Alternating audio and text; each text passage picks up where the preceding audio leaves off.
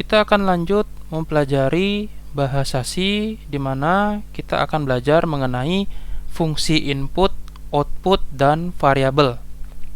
Sebelumnya kita sudah belajar aturan atau sintaks dari bahasa C dan coding dasar yang diperlukan di awal kita menyiapkan kode program bahasa C. Untuk mempelajari ini, kita siapkan dulu decodernya. Jadi silahkan login di aplikasi decoder. Ingat, login menggunakan akun Google pribadi.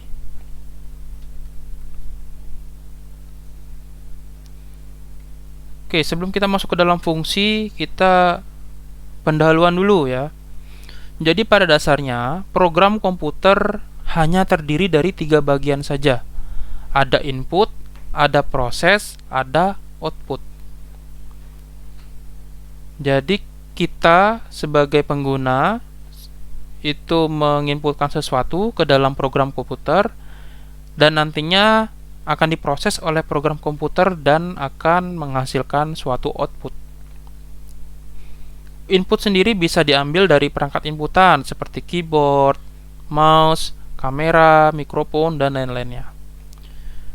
Lalu proses adalah langkah-langkah yang harus dilakukan program untuk menghasilkan suatu output. Output sendiri adalah informasi yang dihasilkan setelah dilakukan proses dari suatu input. Output biasanya ditampilkan ke layar komputer. Pada bahasa pemrograman C, terdapat beberapa fungsi dasar untuk menampilkan output dan mengambil input. Yang pertama, kita akan masuk ke dalam fungsi output. Jadi kita pertama kali belajar yang output dulu, baru input dan variabel. Karena fungsi output ini paling mudah untuk dipelajari di awal.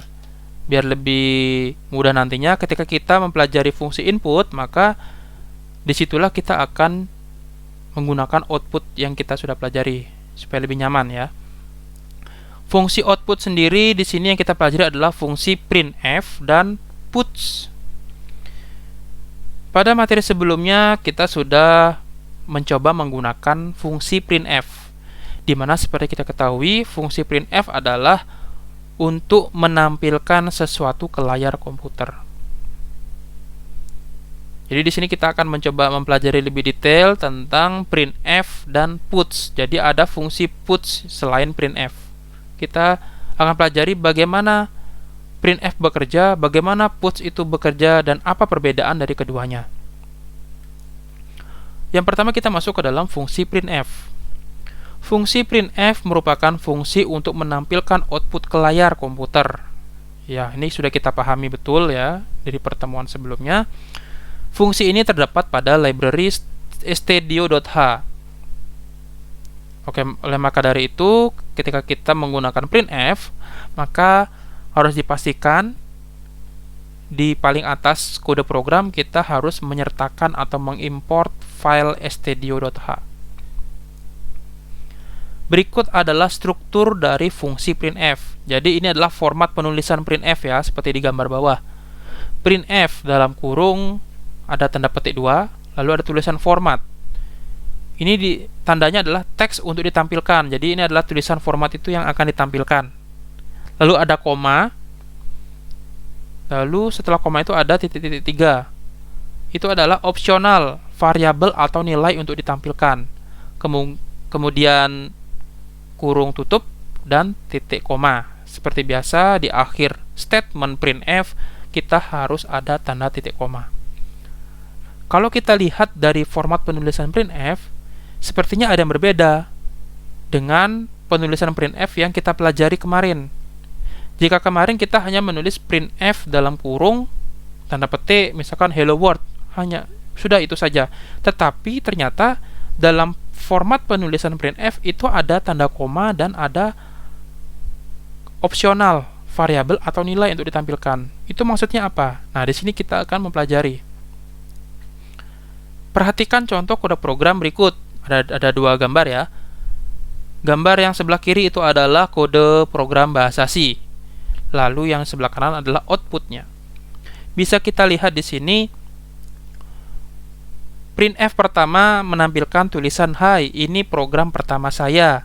Lalu ada garis miring N. Seperti kita ketahui, garis miring N itu adalah untuk enter ya, supaya tulisan berikutnya bisa di bawah ya, tidak nyambung satu baris. Lalu printf kedua, nama saya, lalu ada persen, ada simbol persen S, lalu ada garis miring N, lalu ada tanda petik tutup, lalu koma, lalu ada lagi tanda petik, ada putu kari, petik lagi, baru kurung tutup dan titik koma. Kok lebih ribet ya? Kok lebih rumit dibandingkan printf sebelumnya? Ya, jadi seperti ini. Kita balik lagi ke format penulisan.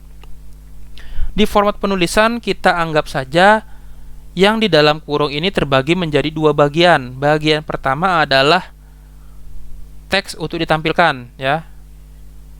Jadi dua bagian itu dipisahkan oleh tanda koma. Bagian yang pertama adalah teks biasa untuk ditampilkan.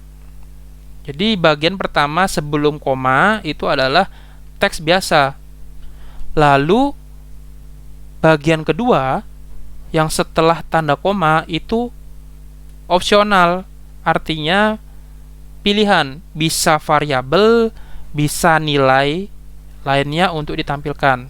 Jika kita balik lagi ke contoh, untuk printf kedua, kita lihat ada tanda koma di tengah-tengah. Bagian pertama yaitu tulisan nama saya, persen S, garis miring N. Ini adalah teks untuk ditampilkan. Nama saya ini, yang tanda petik ini adalah teks yang akan ditampilkan. Lalu putu kari setelah koma ini adalah nilai yang akan ditampilkan oleh teks. Jika kita lihat di output, yang muncul adalah nama saya putu kari. Tapi di kode tulisannya adalah nama saya, persen S, dan garis miring N. Kok bisa berbeda? Ya, jadi bagian pertama itu adalah yang muncul di layar, nama saya. Sudah muncul nama saya.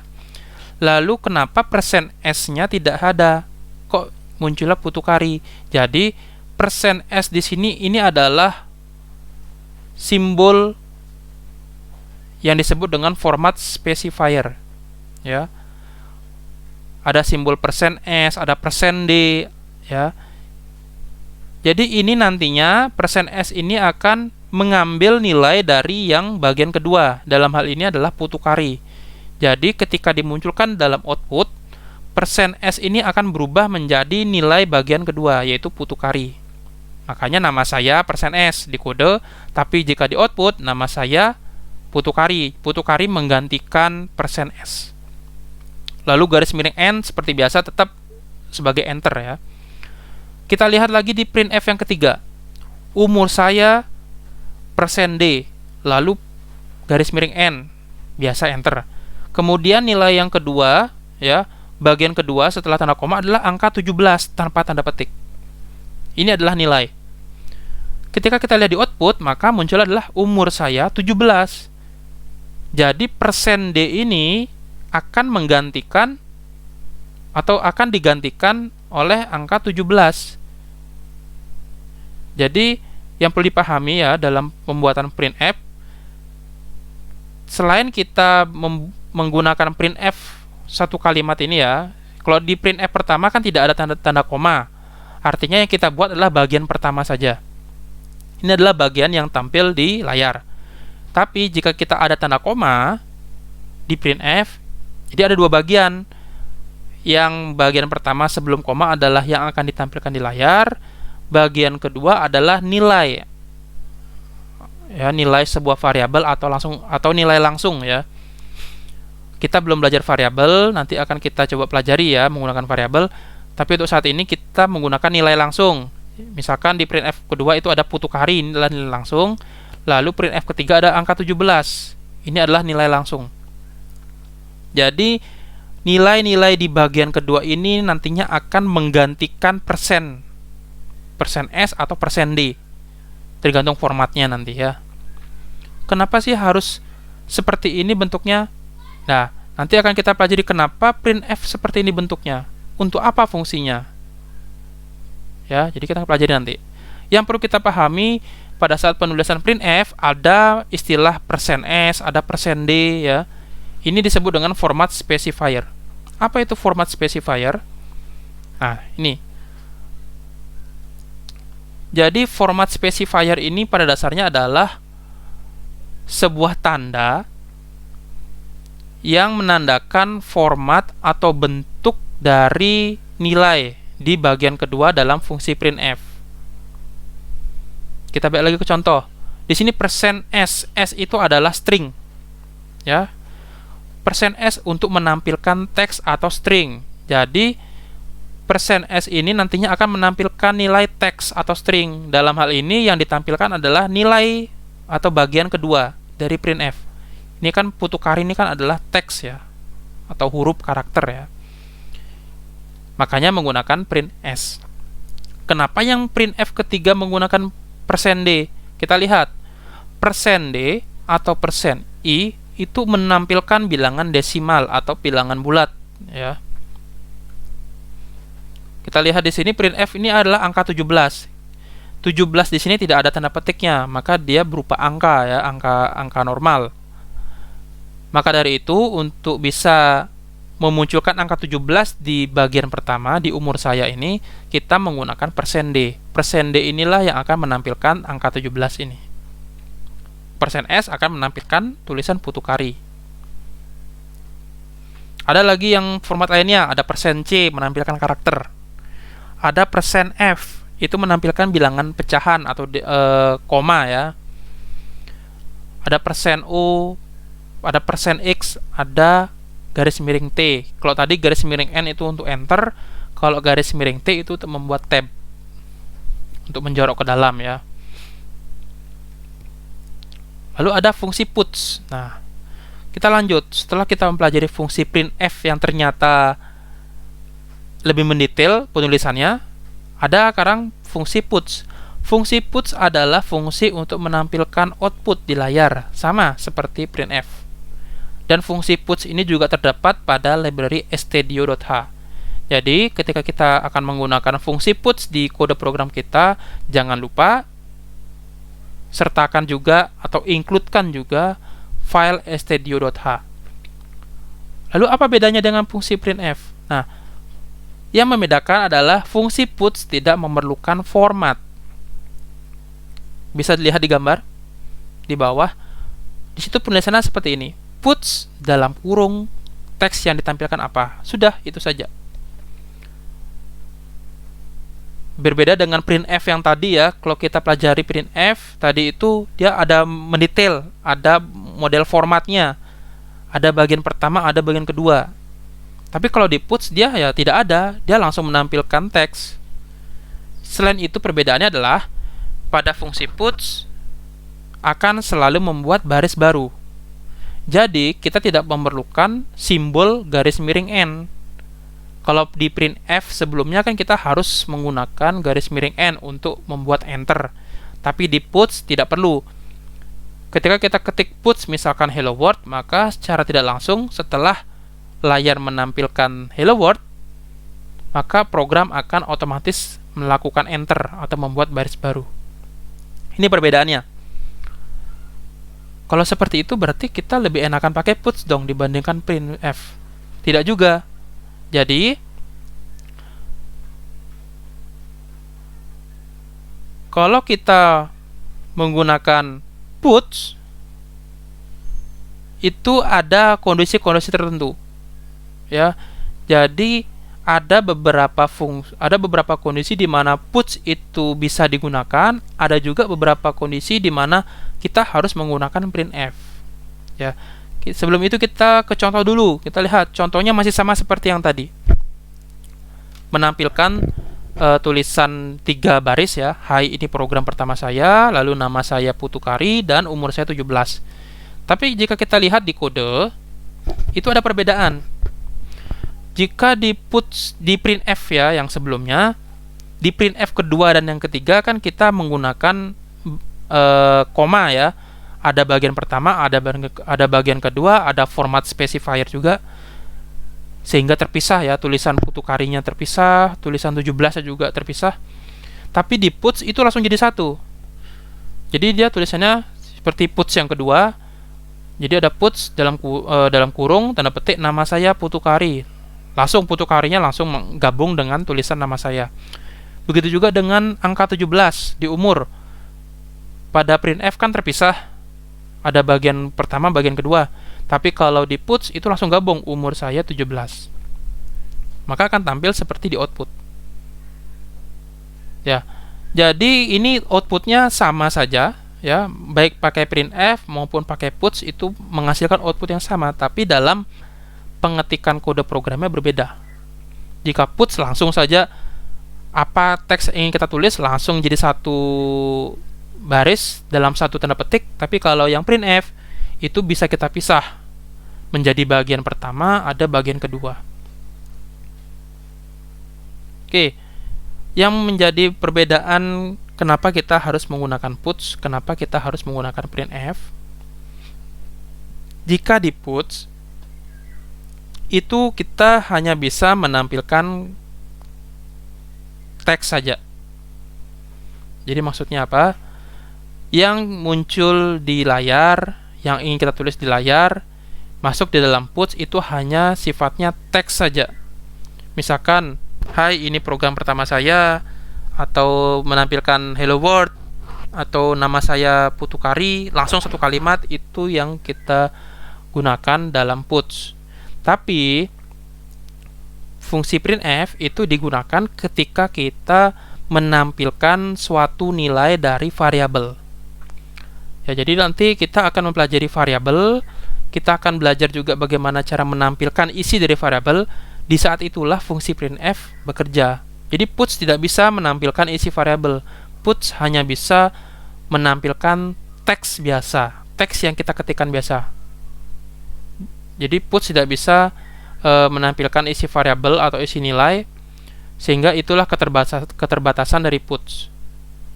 Kita gunakan printf untuk menampilkan variabel. Jadi nanti pada saat membuat program, kalau bisa kita variasikan. Ketika kita menampilkan suatu teks biasa, kalimat biasa, tanpa ada variabel, ya, tanpa ada nilai-nilai, maka kita gunakan saja puts. Tapi ketika kita ingin menampilkan suatu isi nilai dari variabel, kita gunakan printf. Jadi ini bisa dicoba ya, contoh-contoh ini langsung diketikkan saja di decoder. Jadi untuk mengasah kemampuan coding kita, meskipun sudah ada contohnya, kita coba saja langsung. Ya, belajar coding itu artinya kita belajar mencoba. Ketika kita hanya belajar, hanya menonton video atau hanya mengira-ngira saja tanpa mempraktekkan, maka kita akan susah untuk berkembang nantinya, ya. Jadi contoh menggunakan puts sama contoh yang printf itu silakan dicoba di decoder masing-masing. Ya, ikuti saja dan pahami maksud dari masing-masing barisnya. Printf pertama fungsinya apa, printf kedua ngapain, printf ketiga untuk apa, seperti itu. Oke, kita lanjut ke variabel dan konstanta. Variabel adalah sebuah tempat menyimpan sebuah nilai. Jadi variabel itu adalah wadah untuk menyimpan nilai. Sementara tipe data adalah jenis nilai yang akan disimpan ke dalam variabel. Jadi untuk memudahkan kita mempelajari apa itu variabel, kita flashback lagi ketika kita belajar matematika. Di dalam matematika ketika kita mempelajari persamaan atau apapun itu, kita pasti akan menemukan yang namanya X, Y, ya, yang punya nilai. Misalkan jika X sama dengan 3 dan Y sama dengan 4, nah itu sudah menandakan bahwa X dan Y itu adalah variabel. Ya, jadi contohnya seperti digambar ya. Ini adalah contoh penulisan dari variabel di program bahasa C. Yang pertama adalah ini bukan dua baris, tapi ini adalah dua contoh. Yang pertama adalah tipe data. Kita ketikkan ini tipe datanya, misalkan int spasi baru nama dari variabelnya, apa namanya, bebas. Dan jangan lupa diakhiri dengan titik koma. Ini adalah statement ya. Lalu ada contoh yang kedua. Kita membuat tipe data, misalkan int spasi lalu nama variabelnya apa, terserah kita, lalu isi sama dengan dan angka 0. Maksudnya ini bukan angka 0 ya. Ini adalah nilainya, tidak hanya mesti angka 0 saja. Misalkan int nama variabel sama dengan 5 gitu. Jadi dalam penulisan variabel kita diberikan pilihan. Kita bisa membuat variabel tanpa ada nilainya. Lalu yang kedua, kita bisa membuat variabel langsung dengan isi nilainya apa. Kita coba contoh. Nah, ini contohnya. Misalkan kita ingin membuat seperti ini. Yang pertama, int spasi tinggi lalu titik koma. Artinya adalah kita akan membuat variabel dengan nama tinggi, nama variabelnya tinggi. Jadi penamaan variabel ini bebas, terserah kita. Tidak perlu menggunakan bahasa Inggris. Kita pakai bahasa Indonesia atau bahasa Bali pun juga boleh. Ya. Karena kan ini kan ciptaan kita ya. Variabel ini adalah variabel ciptaan kita. Terserah kita. Yang pasti saran saya adalah ketika kita ingin membuat variabel, maka alangkah baiknya nama variabel yang kita gunakan adalah nama yang berhubungan dengan maksud dari variabel itu dibuat. Misalkan kita ingin membuat variabel untuk menyimpan nilai tinggi badan, maka ya kita buat nama variabel misalkan namanya tinggi, atau misalkan nama variabelnya adalah tinggi badan, terserah ya. Dalam contoh misalkan int tinggi, kita nggak tahu tinggi apa ya. Kita anggap saja kita maksudkan bahwa ini adalah tinggi badan ya. int spasi tinggi titik koma. Artinya kita akan membuat variabel dengan nama tinggi dan tipe datanya adalah int. Jadi penulis seperti kita lihat sebelumnya, format penulisan untuk membuat variabel adalah kita buat tipenya dulu apa, lalu spasi nama variabelnya apa ya. Jadi itu format penulisannya. int spasi tinggi artinya adalah variabel tinggi bertipe int. Int itu adalah singkatan dari integer. Lalu ada contoh kedua di bawah, int spasi berat sama dengan 49 titik koma. Artinya adalah kita buat variabel berat, nama variabelnya adalah variabel berat bertipe int atau integer, dan langsung kita isi nilai dengan angka 49. Jadi ada dua cara kita bisa membuat variabel, langsung nilainya atau tanpa nilai, terserah, nggak ada masalah ya. Di sini ada aturan penulisan variabel. Nah, dalam membuat sebuah variabel kita harus tahu dulu aturannya ya, supaya tidak salah. Nama variabel tidak boleh didahului dengan simbol dan angka. Misalkan kita bikin nama variabelnya adalah bintang tinggi. Maksudnya nama variabelnya diawali dengan simbol bintang ya, atau diawali dengan simbol plus misalkan, tidak boleh. Atau langsung diawali dengan angka misalkan, tidak boleh juga. Misalkan dua angka atau 2000, duanya tuh angka 2 ya, bukan tulisan 2 gitu, bukan karakter huruf 2 tapi angka 2, itu di depannya nggak boleh. Nama variabel harus menggunakan huruf di awal. Kalau di akhirnya isi angka atau diisi karakter itu boleh. Yang pasti di awal harus huruf ya. Nama variabel tidak boleh menggunakan kata kunci yang sudah ada pada bahasa C. Jadi ada beberapa kode bahasa C yang memang sudah diambil, sudah default ya. If misalkan int, kita nggak boleh membuat variabel namanya int karena kan itu sudah digunakan oleh bahasa C sendiri. Lalu ada void, terserah. Misalkan kita saya ingin membuat variabel namanya printf, nggak boleh. Karena printf sudah digunakan oleh bahasa C. Dan untungnya kita adalah orang Indonesia, jadi karena kita pasti akan membuat variabel dengan bahasa Indonesia, maka kemungkinan kita tidak akan menggunakan kata kunci yang sudah ada pada bahasa C. Ini biasanya kalau misalkan kita basicnya orang Inggris, orang Barat, baru kita agak kesusahan ya ketika kita membuat variabel. Kita harus mencari variabel apa yang tidak digunakan sebagai kata kunci dalam bahasa C. Berikutnya, nama variabel bersifat case sensitif. Nah, seperti di awal tadi.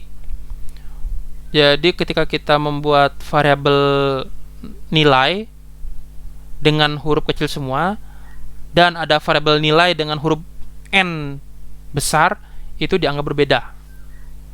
Maka di sini hati-hati ya. Jangan sampai kita bikin variabel nilai huruf kecil semua, tapi pada saat penggunaan nanti nilainya huruf N-nya besar, kan berbeda. Jadi seperti itu, karena sifatnya case sensitif. Lalu berikutnya, disarankan menggunakan underscore atau garis bawah untuk nama variabel yang terdiri dari dua suku kata. Contoh, nama underscore lengkap. Jadi ada kalanya kita membuat variabel itu tidak satu kata, tapi dua kata. Contohnya tadi, nama lengkap. Jadi ada beberapa opsi kita membuat itu, nama variabel. Entah digabung, misalkan nama lengkap tanpa ada spasi ya, nama lengkap langsung, itu boleh. Atau nama underscore lengkap menggunakan garis bawah, itu boleh. Yang tidak boleh adalah ketika kita membuat variabel itu nama spasi lengkap, itu nggak boleh. Tidak boleh ada kata spasi. Harus ada underscore. Misalkan kita ingin membuat variabel tinggi badan. Nah, sekarang cara pembuatan adalah kita boleh membuat variabel tinggi badan tanpa ada spasi, langsung digabung, boleh. Atau tinggi underscore badan, itu boleh. Kalau tinggi spasi badan itu nggak boleh ya. Jadi ini beberapa aturan penulisan variabel. Ini juga harus kita pahami. Ini harus kita hafal ya. Selain struktur awal atau struktur kode dasar, kita juga harus mempelajari aturan penulisan variabel. Karena kedepannya nanti kita pasti akan lebih sering menggunakan variabel. Ini pasti akan sering dipakai variabel ini ya. Jadi kita harus ingat. Nah, ini ada contohnya. Perhatikan contoh kode program berikut. Kita coba langsung ya. Di sini kalau kita lihat di output, ternyata ini adalah membuat program untuk menampilkan tinggi badan dan berat badan. Nah, kita coba.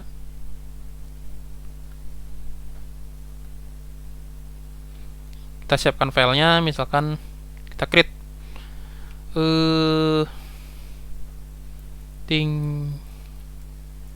tinggi dan berat. Bahasanya masih bahasa C, kita klik OK. Nah, ini kita harus hafal. Pastilah kita pasti include stdio.h. Jadi ketika kita memulai program bahasa C, kita sudah hafal apa yang harus kita lakukan pertama ya. Kita siapkan dulu struktur dasarnya, int main, kurung kawal, lalu return 0. Nah, ini kita siapkan dulu. Baru sekarang kita coba program yang dicontoh. Pertama kita buat variabel namanya tinggi. int tinggi. Oke, di sini akan saya coba rubah ya. Saya tidak mau tinggi, saya ingin namanya tinggi badan. Di sini saya ada dua opsi seperti saya bilang tadi. Kita bisa bikin tinggi badan ini seperti ini atau tinggi underscore badan. Tapi kalau tinggi badan seperti ini nggak boleh ya. Misalkan saya buat tinggi badan, saya pakai underscore. Misalkan di sini saya isi 174. Titik koma. Ingat, di akhir statement harus ada namanya tanda titik koma. Terkadang kita ya, namanya programmer, pasti karena kita saking fokus dengan kode program yang kita buat, kita sampai kelupaan dengan hal-hal yang kecil. Di antaranya adalah kelupaan menambahkan tanda titik koma. Itu pasti. Lalu ada kita bikin variabel lagi, int berat badan. Nah, misalkan di sini saya tulis 65. Kita lihat contoh. Oh, ternyata tinggi badan tidak diisi. Nah, di sini kita coba tes dulu. Saya membuat dua variabel di mana variabel tinggi badan tidak saya isi nilai dulu, nanti saya isi nilai, dan yang kedua saya bikin variabel berat badan sudah langsung ada nilainya.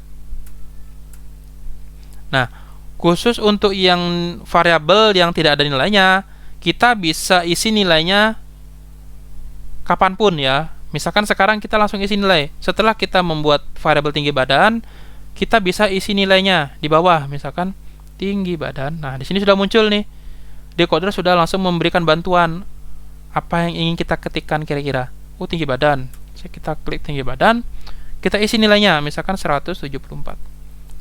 Nah, ini sama. Jadi, meskipun kita membuat variabel di awal itu tidak ada nilainya, kita masih bisa mengisi nilai atau memberikan nilai ke variabel itu di akhir nanti. Bukan di akhir, kapanpun itu ya. Misalkan di sini saya langsung isi tinggi badan pada saat setelah membuat variabel berat badan. Setelah itu, saya ingin kita disuruh mencetak nilainya, kita ingin menampilkan nilainya. Kita pakai printf. Nah, ini. Kenapa kita pakai printf? Kenapa tidak menggunakan puts? Kita coba dulu pakai printf ya. Kita tulis tinggi badan. Tinggi saya adalah, kalau di format dia pakai %d, dan berat saya adalah %d lagi.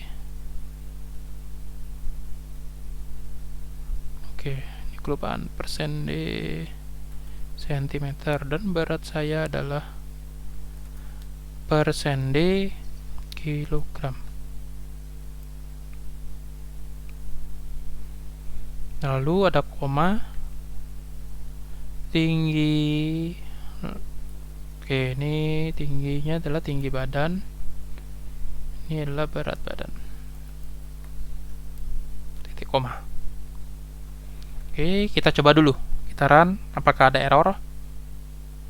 Oh, tidak ada, langsung muncul. Tinggi saya adalah 174 cm dan berat saya adalah 65 kg. Kita akan bahas satu persatu. Yang pertama, kita membuat dua buah variabel ya. Yang pertama adalah variabel tinggi badan namanya.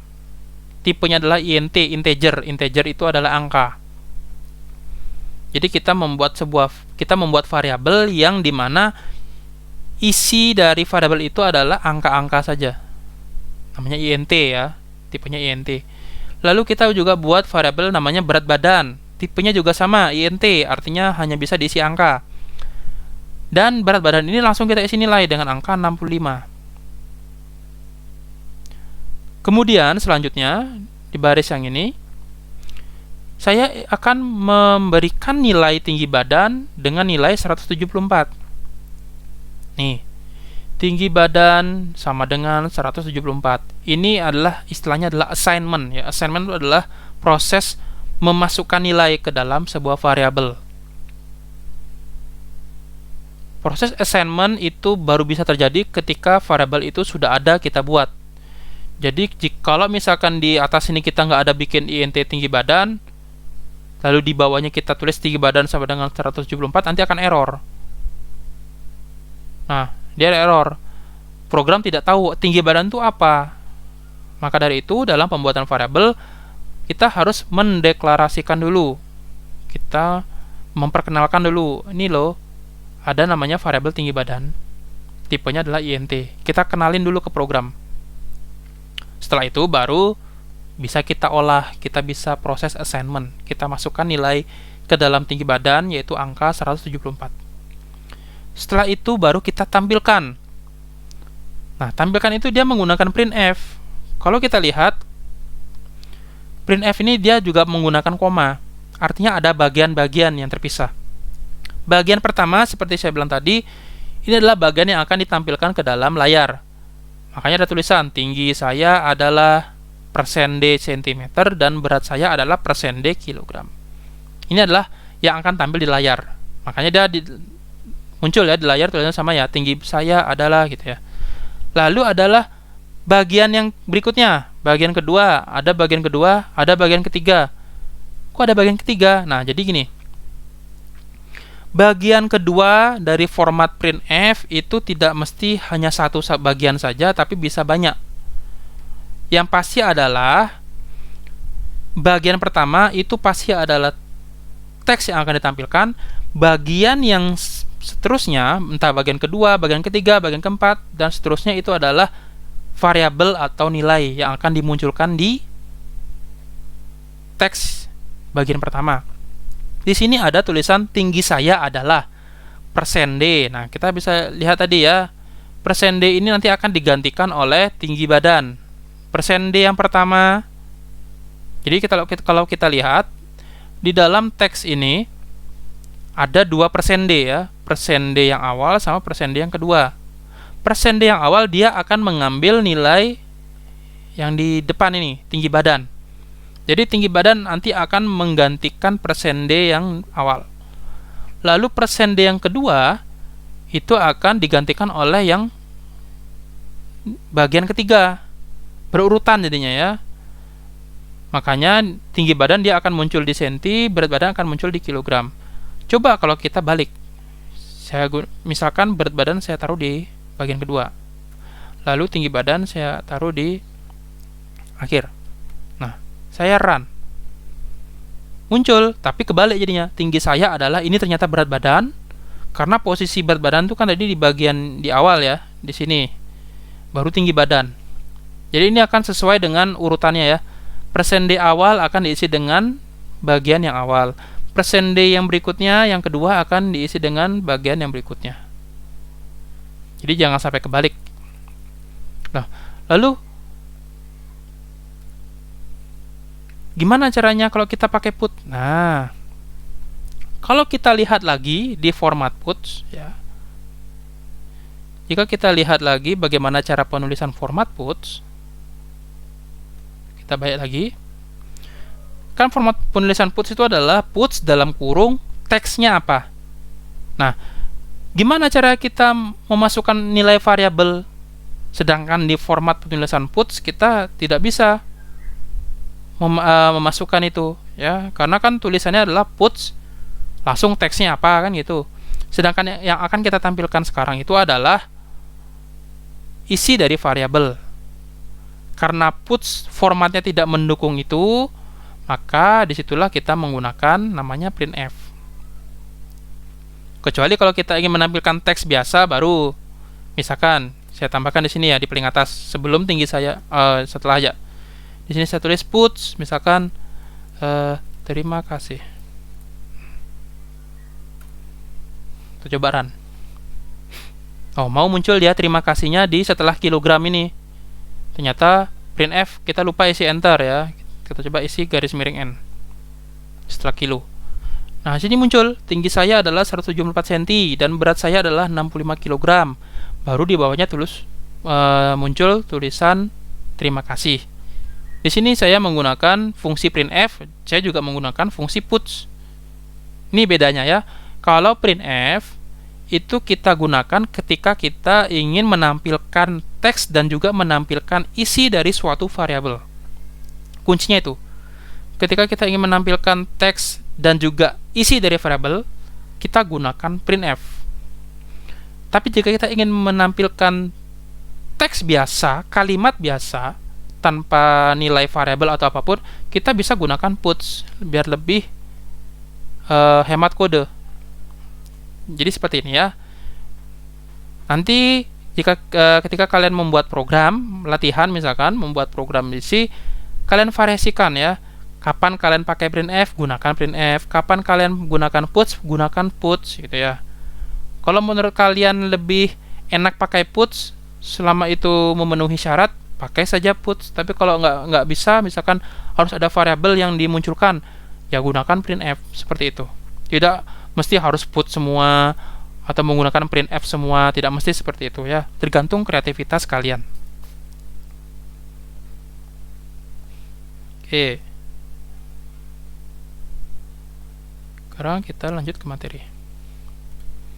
Nah, ada tipe dan jenis data pada bahasa C.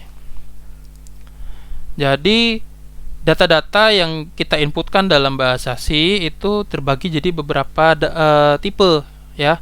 Di sini ada 4 bagian ya. Ada namanya tipe data dasar, tipe data turunan, ada tipe data enum bentukan, dan terakhir adalah tipe data void. Ini bisa kalian cari ya materi ini di internet ya. Kalian explore lagi. Tapi yang pasti di sini saya akan cuma membahas hanya masalah tipe data dasar dan void saja. Tipe atau jenis data dasar. Ya, di sini terbagi menjadi 4. Ada char, int atau integer, lalu ada float dan ada double. Kalau kalian lihat di gambar, kalau yang char itu adalah karakter, huruf ya, huruf, teks ya. Termasuk angka sebenarnya juga bisa kita gunakan char. Hanya saja yang membedakan dengan yang lain adalah kita harus ada tanda petik. Ketika kita ingin membuat atau kita ingin mengisi nilai ke dalam variabel char, kita harus menyertakan tanda petik meskipun itu angka. Kalau huruf, misalkan huruf A, harus ada tanda petiknya. Kalau misalkan kita ingin menginputkan nilai 2, isi tanda petiknya. Itu yang membedakan antara variabel char dan variabel integer. Meskipun sama-sama angka nilainya ya. Lalu integer adalah tipe data yang berupa angka. Ya, yang tadi ya, angka tanpa tanda petik ya, itu integer. Lalu ada tipe data float. Float itu adalah tipe data yang berupa bilangan pecahan atau desimal, misalkan 4,3, 4,4 seperti itu ya. Lalu ada double. Double itu sama seperti float, cuma ukuran penyimpanannya lebih besar dibandingkan float. Float itu agak dikit ya. Ada batasan maksimumnya. Kalau yang double dia lebih panjang lagi atau lebih luas lagi batasnya. Jadi ada 4 ya, char, int atau integer, lalu ada float dan ada double. Ini yang akan sering kita gunakan dalam membuat kode program bahasa C. Untuk tipe data float atau double. Jadi seperti sebelumnya dijelaskan bahwa tipe data float atau double itu untuk menulis bilangan desimal atau pecahan. Nah, terkait penulisan koma untuk tipe data float dan double itu menggunakan titik, bukan koma ya. Kalau kita kan di Indonesia kan kita bilangan desimal itu kan pasti menggunakan koma, 2,5, 2,4 gitu ya, 3,5. Tapi di sini karena kita menggunakan format internasional, kita gunakan titik. Jadi 2,4 itu artinya 2.4 ya. Jangan sampai salah ya. Jangan sampai kita menulis 2,5 tapi pakai titik ya. Jika kita menulis seperti angka 2,5 maka salah. Yang benar adalah 2.5 karena formatnya internasional. Selain itu, untuk mencetak tipe data float atau double, kita dapat mengatur berapa jumlah angka yang muncul di belakang koma. Nah, kita akan coba seperti contoh ini ya. Kita buat seperti di contoh. Kita ubah saja yang ini ya. Tinggi badan ini diisi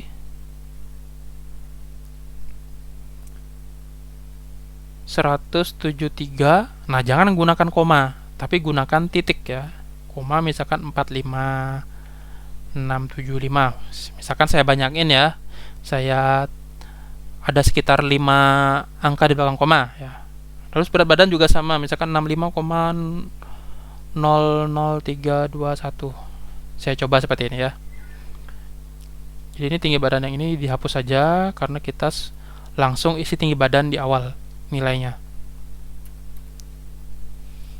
Nah, karena koma maka tipenya ini jangan int. Int ini kan integernya adalah bilangan bulat. Tidak boleh ada komanya. Makanya kita ganti ini menjadi float atau double. Di sini saya gunakan float saja. Float. Nah, float tinggi badan, float berat badan. Ini saya hapus dulu.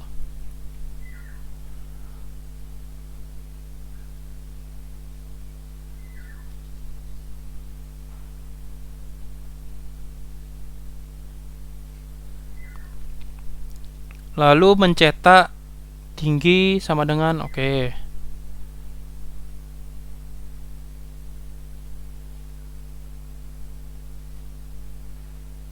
Kita akan menulis printf. Ya, kita gunakan printf ya karena kita menampilkan teks dan juga menampilkan isi dari variabel. Kita tidak bisa menggunakan puts di sini. Tinggi badan sama dengan, nah, karena ini adalah bagian pertama, kita nggak bisa langsung menggunakan variabel kita pakai persen ya. Persen apa? Apakah persen S atau persen D? Kita lihat. Jika float itu dia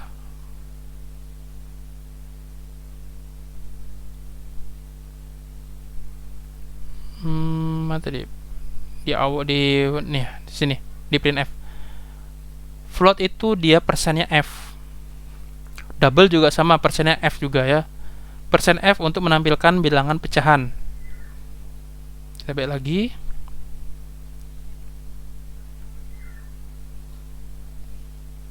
Jadi kita persen f, kita buat persen f dulu ya. Tinggi badan ini langsung n, lalu koma, bagian keduanya adalah kita menampilkan ini tinggi badan. Jadi koma. Kita coba dulu run. Kita tampilkan dulu tinggi badan, mau nggak dia muncul 173.45675. Kita run. Oh, ternyata dia mau.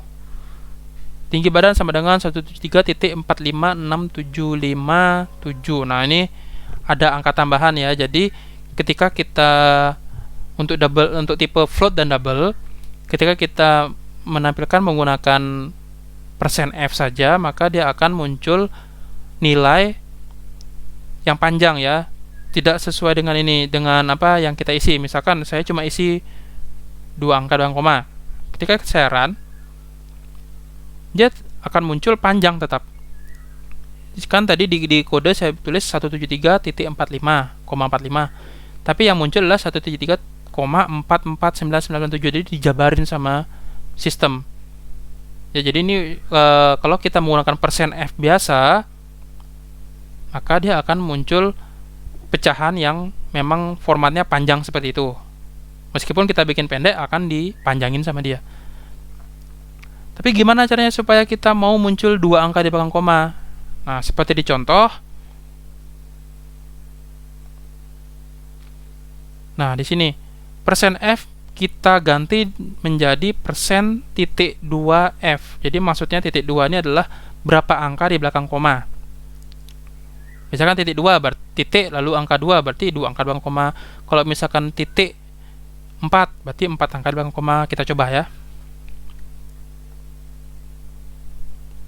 Misalkan di sini saya ketik titik 2 angka di belakang koma. Kita lihat. Mau dia 173,45 titik 45 ya maksudnya. Terus bagaimana kalau misalkan saya pakai titik 4? Padahal nilainya ini adalah 2 angka di belakang koma. Kita lihat, mau nggak dia muncul 4? Nah, mau dia 173.4500. Dia akan langsung menambahkan 00. Ini misalkan kita rubah jadi 2. Sekarang kita coba yang berat badannya. Printf berat badan sama dengan kita samakan saja ya. Persen titik 2f. Ini diisi dengan berat badan. Kita lihat untuk berat badan yang kita isikan adalah 65,00321. Ada 5 angka di belakang koma. Tapi yang ingin kita munculkan adalah 2 angka.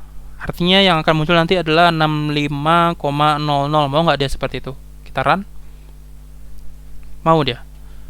Yang muncul hanya 2 angka di belakang koma, meskipun nilainya lebih dari itu. Jadi di sini kita bisa mengatur berapa angka di belakang koma yang muncul pada tipe data float untuk pecahan ya. Kalau tipe data integer kan udah biasa itu ya, tinggal munculin aja. Jadi persennya pakai persen D atau persen I. Tapi kalau untuk yang tipe float atau double, karena dia pecahan, kita bisa mengatur berapa angka di belakang koma yang akan muncul. Ya, jadi ini bisa dicoba langsung juga ya, tetap harus dicoba sesuai contoh untuk memahami dan dipahami juga masing-masing kodenya. Misalkan yang pertama float tinggi badan sama dengan 173,45. Maksudnya adalah kita membuat variabel tinggi badan, tipenya adalah float atau yang menampung nilai pecahan, dan diisi nilai yaitu 173,45 atau titik 45. Lalu baris kedua, float berat badan 65,00321. Maksudnya apa? Kita membuat variabel berat badan bertipe float atau pecahan, isinya adalah nilainya 65,00321. Lalu ada baris berikutnya, printf tinggi badan ini ya. Maksudnya apa? menampilkan di layar tulisan tinggi badan sama dengan persen titik 2F. Jadi persen titik 2F ini adalah menampilkan tinggi badan namun dengan format 2 angka di belakang koma. Nah, seperti itu kita memahaminya. Lalu ada baris berikutnya, kita menampilkan tulisan berat badan sama dengan persen titik 2F. Ini akan digantikan oleh berat badan di mana muncul 2 angka di belakang koma. Kita run. Kalau kita sesuai dengan penjelasan apa pemahaman kita, maka disitulah artinya kita sudah paham betul bagaimana program itu bekerja. Jadi kita dalam mempelajari coding, kita tidak hanya menuntut outputnya saja, tetapi kita juga harus tahu maksud dari kode itu apa. Jadi kita di samping kita ingin menginstruksikan komputer untuk mengerjakan kode program, kita sendiri pun juga harus bisa menerjemahkan kode program itu. Jadi kita dan komputer sama-sama memahami apa yang diinstruksikan di kode. Lebih bagus seperti itu. Dengan seperti itu, maka ketika terjadi error, maka kita akan tahu di mana errornya dan apa masalahnya, dan solusinya seperti apa kita tahu. Tapi kalau kita hanya sekedar ketik sesuai contoh tanpa memahami masing-masing baris, lalu kita run, lalu jadi seperti ini, ya oke, outputnya jadi, tapi kan kita tidak tahu apa maksudnya. Apalagi kalau ada error, kita jadi bingung, wah di mana errornya ini, kan seperti itu. Maka kita harus memahami dulu. Di samping kita mengetik, kita harus memahami per baris ini seperti apa sih maksud dari kodenya gitu, ya.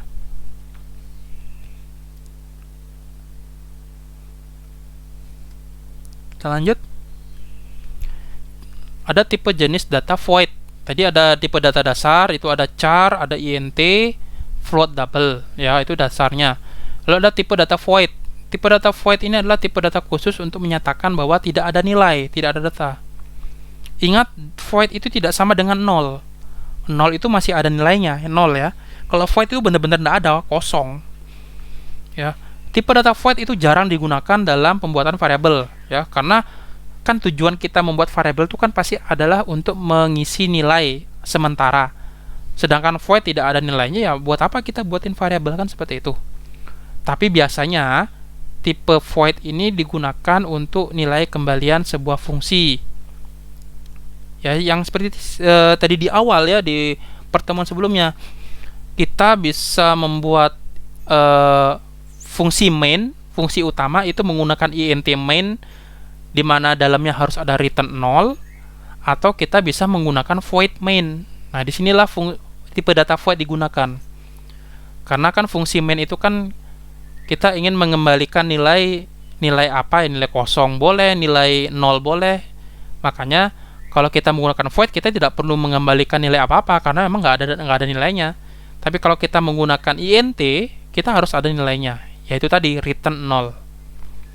Jadi kita bisa gunakan int main, tapi di dalamnya ada return 0, atau kita bisa menggunakan void main, di dalamnya nggak perlu isi return.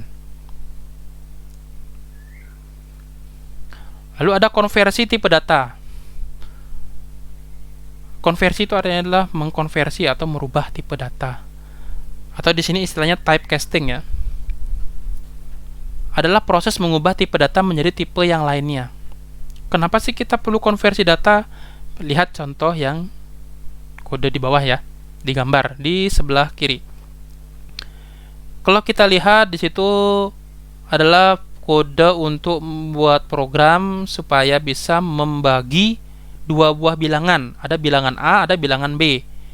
Itu dibagi, bilangan A dibagi bilangan B, lalu ditampilkan hasilnya. Kita lihat, nilai A itu adalah 10, nilai B adalah 4.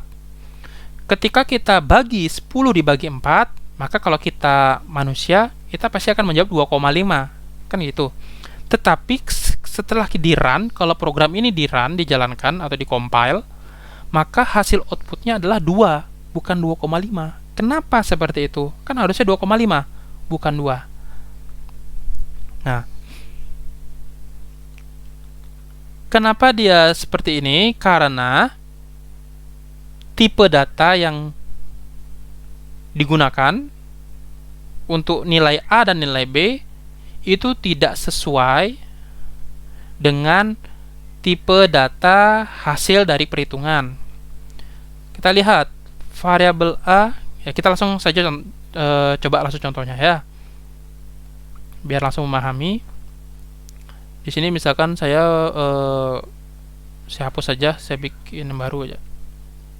INT misalkan A tadi berapa? 10. Lalu INT B sama dengan 4. Kemudian ada variabel C untuk menampung dari hasil pembagian, itu menggunakan float. Nah, kenapa kita menggunakan float untuk hasil pembagian? Karena pasti yang namanya pembagian itu pasti ada kemungkinan hasilnya adalah koma. Maka dari itu kita jangan gunakan integer, kita harus menggunakan float karena kemungkinannya pasti ada komanya ya. Makanya untuk C kita menggunakan float. Oh, C ini tidak ada nilainya ya, karena kan nanti nilainya adalah perhitungan hasil dari pembagian, makanya kita kosongin aja. Lalu kemudian rumusnya adalah C sama dengan, kita tulis C sama dengan A dibagi B. Nah, jadi A tadi 10 dibagi 4, maka hasilnya 2,5. Kan harusnya seperti itu, 2,5 ditampung ke dalam variabel C. Jadi sekarang C itu diisi dengan nilai 2,5. Selanjutnya kita akan menampilkan nilai dari C itu. Hasil 10 dibagi 4 sama dengan, karena ini float tipenya maka kita pakai %F ya. %F, kita langsung saja titik 2 ya, 2 angka di belakang koma. Ini C. Nah, kita coba run. Hasil 10 dibagi 4 sama dengan 2 ya, seperti di contoh ya. Kan harusnya 2,5. Kenapa seperti itu? Nah, karena kita lihat variabel C itu tipenya float. Dia akan menampung pecahan. C menampung hasil perhitungan dari A dibagi B. Kita lihat A itu kan variabel. Variabel A itu tipenya apa? Oh, dia tipenya integer. Kalau B dia tipenya apa? Dia tipenya integer juga. Nah, di sini ketika terjadi ketidaksesuaian antara tipe dari hasil perhitungan dengan tipe variabel yang akan dihitung, itu tidak cocok atau tidak sinkron ya. Makanya hasilnya akan salah. C tipenya float, A dan B tipenya int, integer. Maka ketika ini diproses, dia tidak ada error, tetapi hasilnya salah jadinya. Jadi meskipun C ini tipenya sudah pecahan, tapi karena A dan B ini adalah integer, maka hasil dari pembagian pasti integer. Artinya dibulatkan ya. Yang harusnya 2,5 malah dibulatkan menjadi 2. Seperti itu. Lalu bagaimana caranya? Caranya ya bisa aja kita ganti ini jadi float, A dan B kita ganti jadi float. Kita coba, mau apa tidak? C, A sama B sama-sama float semuanya. Kita coba run. Mau dia ya. 10 dibagi 4 sama dengan 2,5. Mau. Karena baik C, A dan B itu sama-sama tipenya float. Tapi gimana kalau misalkan ini tetap int? Bagaimana caranya kita mengakali kalau A dan B ini tidak boleh berubah di awal? Ini kan deklarasinya kan int, dia harus tipenya int. Jadi float itu kan hanya berlaku di pembagian. Misalkan kalau kita ada proses penjumlahan, ada proses perkalian, kan tetap int kan. Kalau misalkan A-nya 10, B-nya 4, kalau kita jumlahkan kan hasilnya tidak mungkin koma. Kalau kita kurangkan pun juga hasilnya bukan koma. Kalau dikalikan pun juga hasilnya bukan koma. Hanya pas pembagian saja hasilnya koma. Masa gara-gara pembagian kita harus merubah tipe int ini? Ini kan sudah ibaratnya ini adalah sudah tipe aslinya ya. A aslinya adalah integer, B aslinya ada integer. Tapi pada saat perhitungan pembagian dia harus berubah, dia bukan int, hanya di kasus pembagian saja. Gimana caranya? Kita lihat di contoh. Kita menggunakan yang namanya typecasting.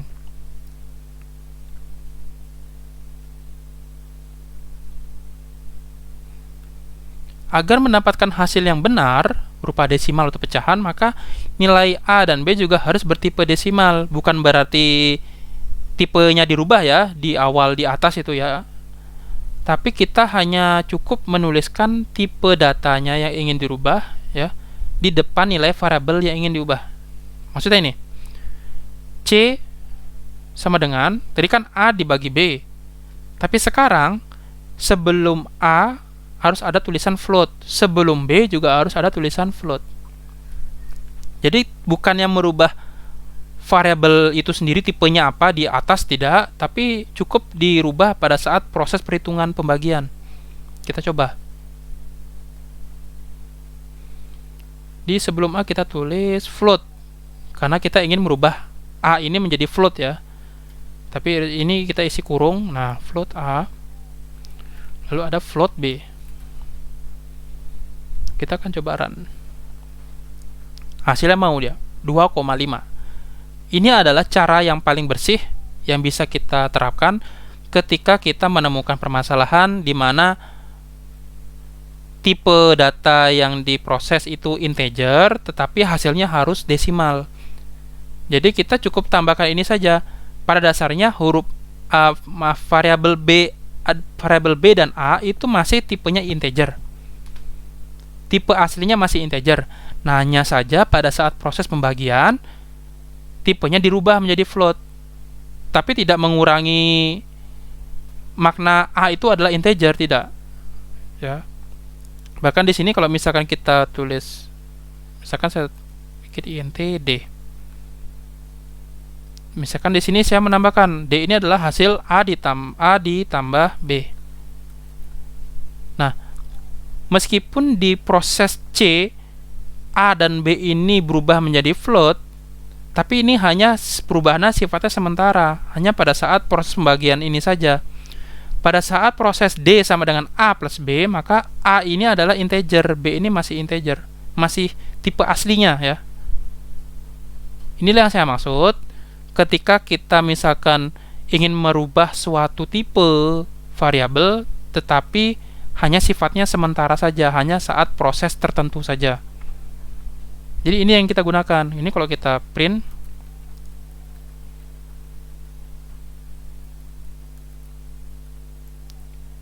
hasil 10 ditambah 4 sama dengan, ini persen D ya, karena dia integer, D atau I ya. Kita ini pakai D. Ini saya kasih enter dulu. Kita run. Nah, 10 dibagi 4. Di sini 10 bagi 4 ini adalah 10-nya sudah dirubah jadi float atau pecahan. 4 juga sudah dijadikan pecahan, makanya pada saat dibagi hasilnya mau dia pecahan. Lalu pada saat proses D, A ditambah B, itu A sama B-nya masih menggunakan A integer dan B-nya masih B integer, 10 tambah 4, bilangan bulat. Maka hasilnya 14. Hanya di proses pembagian saja dia berubah menjadi float. Ini adalah konversi tipe data yang sementara ya. Jadi kita nggak perlu harus ngerubah deklarasi variabelnya, tidak perlu. Diamin saja itu tipenya int. Ini adalah contoh konversi tipe data ya. Sekali lagi dicoba saja. Dicoba dan pahami ya maksudnya apa. Pertama, buat variabel A isinya 10, tipenya integer, bilangan bulat ya, karena kan kita ketik 10 ini kan bilangan bulat, bukan bilangan koma ya. Lalu kita buat variabel B tipenya integer, isinya adalah 4. Lalu kita membuat variabel C itu nanti akan kita tampung adalah hasil pembagian ya. Dia tipenya adalah float, pecahan, karena dia pembagian. Hasil pembagian pasti akan ada komanya nanti, meskipun ada antara ada atau tidak, tapi ada kemungkinan ya. Lalu ada variabel D tipenya int. Nanti D ini akan menampung penjumlahan. Ya, jadi kita menambahkan contoh yang tadi ya. Lalu di baris berikutnya C sama dengan float A dibagi float B. Maksudnya apa? Oh, ternyata variabel C diisi dengan nilai. Ini adalah proses assignment ya. Sama dengan ini adalah proses assignment. Proses memasukkan nilai. Jadi C diisi dengan nilai. Nilainya apa? Bukan nilai langsung seperti angka, tetapi adalah nilai perhitungan. C diisi dengan nilai hasil dari pembagian A dibagi B, di mana A dirubah dulu menjadi float dan B juga dirubah dulu menjadi float, sama-sama jadi pecahan ya, sehingga nanti hasilnya mau dia pecahan. Lalu baris berikutnya D sama dengan A plus B. Jadi ini maksudnya adalah variabel B diisi dengan nilai hasil dari penjumlahan A ditambah B, di mana A ini masih dia tipenya integer ya, mengikuti tipe aslinya dia ya, int. B juga sama. Kecuali kalau misalkan kalian tambahkan float di sini dan juga di sini, maka dia berubah jadi float, hanya khusus untuk di baris ini saja. Lalu berikutnya apa? Menampilkan hasil dari pembagian.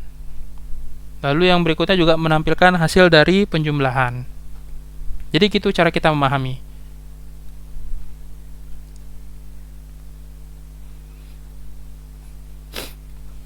Oke. Lalu ada kita mengenal namanya konstanta. Ada variabel, ada konstanta. Konstanta sendiri itu adalah variabel yang tetap. Jadi maksudnya adalah konstanta ini adalah variabel yang nilainya tidak bisa diubah. Kalau tadi variabel kan kita bisa ubah-ubah ya nilainya ya. Misalkan awalnya variabelnya kosong, misalkan tadi di kasus pembagian tadi variabel kita buat variabel C itu kan masih nggak ada nilainya. Terus di proses nantinya C itu diisi dengan nilai hasil pembagian. Nah, itu kan proses pemasukan nilai ya, merubah nilai ya. Yang awalnya C itu nggak ada nilainya, sekarang C diisi dengan nilai. Kalau konstanta itu tidak bisa dirubah-rubah. Artinya apa? Pada saat kita menulis sebuah nilai sebuah variabel konstanta, maka kita harus langsung mengisi nilainya. Kita akan buat contohnya nanti ya. Ada cara pembuatan konstanta pada bahasa C. Yang pertama menggunakan define, lalu yang kedua menggunakan const. Perbedaan dari keduanya adalah pada penulisan define tidak perlu tipe data. Nah, konstanta ini kan pada dasarnya masih seperti variabel ya. Kalau kita buat variabel harus ada tipe datanya kan seperti itu. Konstanta itu kalau pembuatannya menggunakan define tidak perlu ada tipe data. Kalau kita pakai const itu baru harus ada datanya, tipe datanya ya. Selain itu pada penulisan yang menggunakan define tidak perlu ada tanda titik koma di akhir baris, tidak perlu. Sedangkan const itu harus ada tanda titik koma. Nah, di sini seperti saya bilang di awal bahwa jangan lupa menambahkan tanda titik koma di akhir statement, kecuali ada beberapa statement yang khusus. Salah satunya ini, define. Jadi untuk define tidak perlu ada tanda titik koma. Tapi kalau const itu harus ada. Kemudian penulisan define dan const itu bisa di dalam main atau di luar. Jadi bisa di dalam kode main ya, di dalam kode utama, atau bisa di luar. Di luar itu maksudnya di atasnya bisa ya. Kita lihat contohnya nih. Nah, seperti ini. Define nama putukari ya. Kita lihat di program yang di gambar kiri. Penulisan variabel nama konstanta ya, konstanta nama. Nah, jadi nama konstantanya adalah nama huruf besar semua. Define nama diisi dengan putukari. Jadi penulisan define itu nggak pakai sama dengan ya. Kalau kita buat variabel kan variabel itu kan tipe datanya apa, nama variabelnya apa, lalu isi sama dengan, baru nilainya apa kalau kita pakai nilai. Nah, kalau konstanta define itu kita nggak pakai sama dengan, kita menggunakan spasi. Jadi tulisannya adalah define spasi nama konstantanya ya. Di sini nama huruf besar, lalu spasi apa nilainya. Misalkan ini putukari kan teks, jadi harus ada tanda petik. Ini nggak ada tipe datanya ya, tapi kita bisa lihat dari nilainya. Oh, nilainya ini kan putukari, berarti dia tipenya adalah teks. Lalu baris yang berikutnya kita membuat konstanta juga, namanya konstanta umur. Cuma kita menggunakan const penulisan kodenya. Const spasi int spasi nama konstantanya yaitu umur. Baru sama dengan nilainya apa. Di sini kan dia int ya. Jadi kita membuat konstanta umur, tipenya adalah integer int, isi dengan nilai 17. Kita coba saja.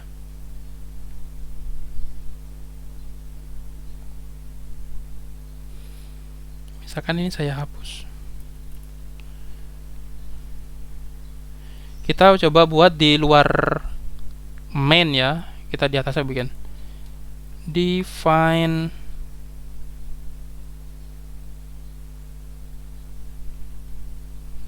misalkan tadi apa, nama, diisi dengan nilai putu kari. Tidak perlu titik koma ya, karena define.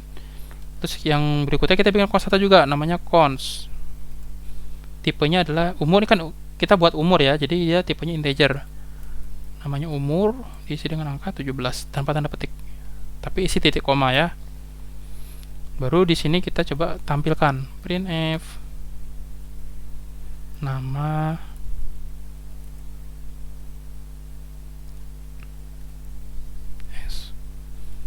seperti ini, nama.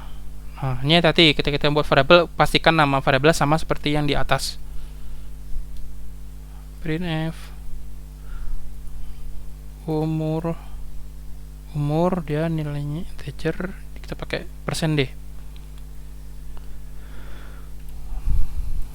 Umur. Kita coba run. Mau dia nama putukari umur 17 ya.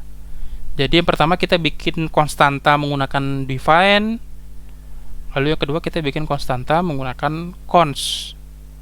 Perbedaannya ini ya, kalau define tidak ada tipe datanya dan tidak ada titik koma, tapi kalau cons dia harus ada tipe data, harus ada titik koma ya. Kalau untuk menampilkan sama seperti kita menampilkan variabel, sama aja. Nah, tadi dibilang bahwa konstanta itu adalah variabel yang nilainya tidak bisa diubah. Karena kita coba, misalkan kita ingin merubah umur kita isi, misalkan kita rubah menjadi 25 misalkan. Kita run. Apa yang terjadi? Nah, ini error. Assignment of read only variable. Nah, jadi kalau kita artikan dalam bahasa Indonesia, terjadi error. Proses memasukkan nilai ke variabel yang tipenya read only. Read only ini hanya variabel itu hanya bisa dibaca. Jadi pada dasarnya konstanta, kalau pakai bahasa Indonesia itu adalah konstanta adalah variabel yang nilainya tidak bisa diubah. Tapi kalau dalam bahasa Inggris, konstanta itu adalah read only variable, atau artinya variabel yang hanya bisa dibaca saja. Ini kan printf ini kan hanya menampilkan ini ya, menampilkan variabel, isi variabel. Maksudnya dia membaca nilai variabel. Bukan berarti dia bisa menginput, bisa merubah nilai. Ini berarti nggak bisa ini ya, karena dia konstanta. Jadi ini bedanya konstanta dengan variabel. Kapan kita harus pakai konstanta, kapan kita harus pakai variabel? Ya tergantung kebutuhan. Yang pasti diingat adalah kita menggunakan konstanta ketika ada suatu nilai yang hanya bisa dibaca saja, tanpa bisa diotak-atik atau dirubah-rubah ya, tapi bisa dibaca saja. Di saat itulah kita bisa menggunakan konstanta. Terus kapan kita menggunakan variabel? Ya pada saat kita ingin menampung nilai sementara yang bisa diubah-ubah. Terus untuk apa konstanta itu ada? Contoh kasusnya misalkan kita membuat program untuk menghitung nilai lingkaran. Rumus lingkaran itu kan adalah PR kuadrat ya. Pi itu adalah nilai pi ya. R itu adalah jari-jari. R itu pasti menggunakan variabel, bukan konstanta. Karena apa? Nilai R itu pasti berubah-ubah. Sedangkan nilai pi itu kan nilainya tetap. Pi itu kan dia kalau desimal 3,14 ya, 3,14. Kalau dia pecahan 22/7. Nah, di saat kita membuat pi inilah kita menggunakan konstanta. Jadi di awal kita sudah bikin, misalkan menggunakan cons, misalkan cons float pi sama dengan 3.14. Ya sudah. Jadi nilai pi itu ya sifatnya tetap, tidak bisa dirubah, hanya nilainya pasti 3.14. Tidak bisa langsung dirubah pi menjadi 3,10 atau 2,5, itu nggak bisa kita rubah.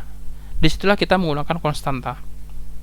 Jadi kita harus pintar-pintar dalam memilih fungsi ya, kapan kita harus pakai variabel, kapan kita harus pakai konstanta.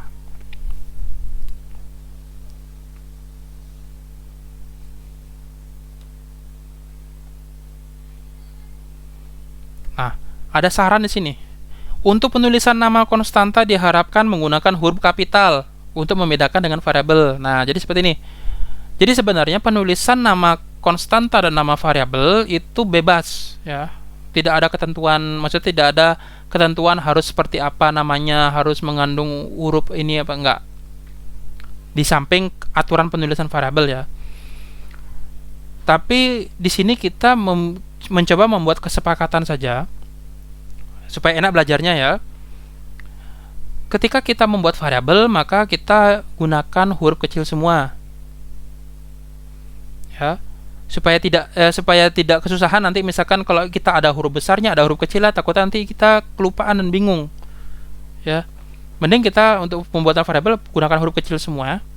Ya, supaya tidak ada salah ketikan ya. Karena ini kan bahasa C itu adalah sifatnya case sensitif. Dan untuk penulisan konstanta, kita gunakan huruf besar semua. Kayak tadi di contoh, nama, kan namanya besar semua ya hurufnya ya.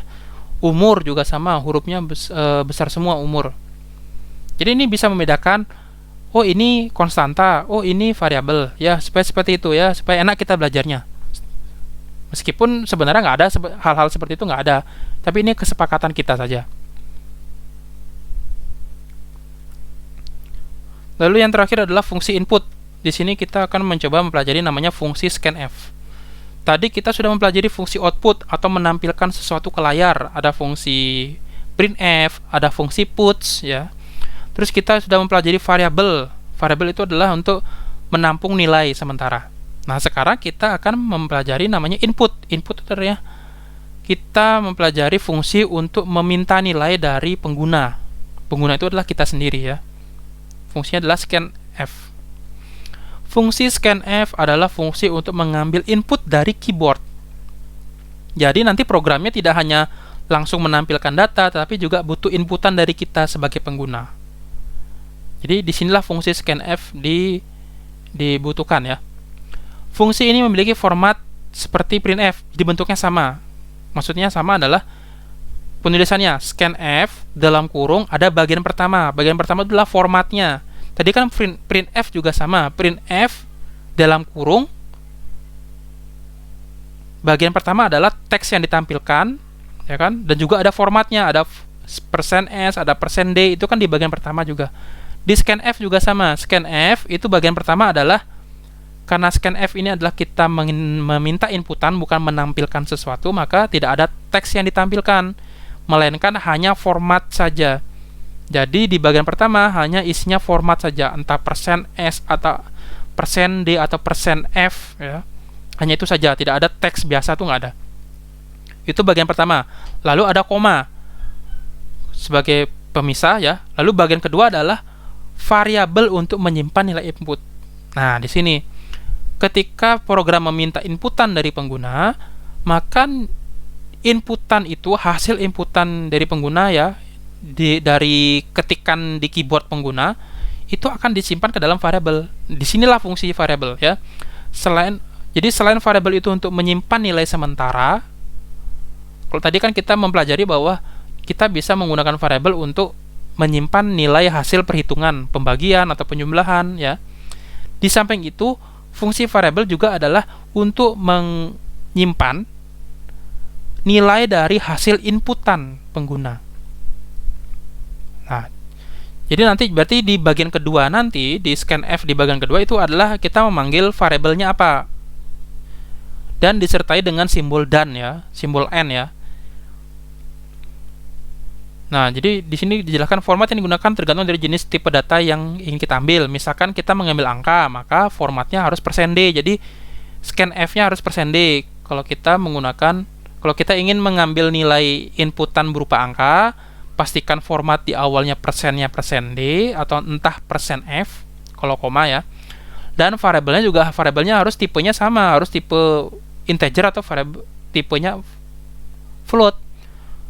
Terus misalkan kita ingin meminta data berupa karakter huruf atau teks, maka di sini persennya harus %s.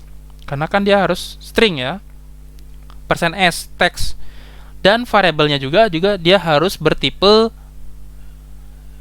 teks ya. Jangan variabelnya bertipe integer, dia akan error nanti. Nah, ini ada contoh. Pertama, kita membuat variabel nama. Jadi ini untuk menampung nilai nama ya. Tipenya adalah char. Ini 20 ini adalah panjang karakternya berapa ya. Kita membuat variabel nama bertipe char karakter, panjangnya 20 karakter. Ini bisa kita rubah, panjang 20 ini bisa kita rubah jadi 50 atau 100 karakter, terserah. Lalu kita buat variabel lagi umur, tipenya adalah int atau integer. Jadi umur ini kan pasti angka nilainya. Kalau angka berarti kita coba menggunakan tipe integer atau angka. Kemudian baris berikutnya adalah printf nama. Jadi kita menampilkan di layar tulisan nama titik 2. Setelah memunculkan tulisan nama titik 2, maka di sini langsung ada scanf. Scanf ini adalah kita meminta inputan ke pengguna, di mana inputannya nanti akan tipenya adalah tipe teks ya, makanya pakai %s, dan ditampung nilainya nanti ke dalam variabel nama. Jadi variabel nama yang kita buat di atas itu fungsinya untuk menampung nilai inputan dari pengguna berupa namanya penggunanya ya. Jadi karena kita nama, kalau nama itu kan berarti kan huruf teks ya. Jadi dia persennya harus %s, dan dia harus variabel yang digunakan adalah variabel yang tipenya ya menampung huruf, yaitu char ya. Lalu yang kedua, kita menampilkan tulisan umur titik 2. Kemudian kita meminta nilai dari pengguna berupa nilai umur ya. Jadi dia meminta inputan dengan tipenya adalah tipe angka ya, %d, dan variabelnya juga variabel angka, variabel integer umur ya. Dan di akhir nanti langsung dimunculin nama saya %s, umur saya %d. Ngambil dari variabel nama dan variabel umur, di mana sebelumnya variabel nama sudah diisi dengan inputan kita, variabel umur pun juga sudah diisi dengan inputan kita. Kita coba langsung. Kita akan langsung mencoba. Kita buat file baru. Misalkan input nama. Masih bahasanya bahasa C. Kita oke. Nah, kita akan coba mulai dulu. Ya. Ini kalau kita sering-sering membuat kode di bahasa program C, kita akan hafal ya dengan struktur awalnya ya. Include, lalu int main ya. Returnnya tidak lupa. Nah, kita sekarang ke contohnya.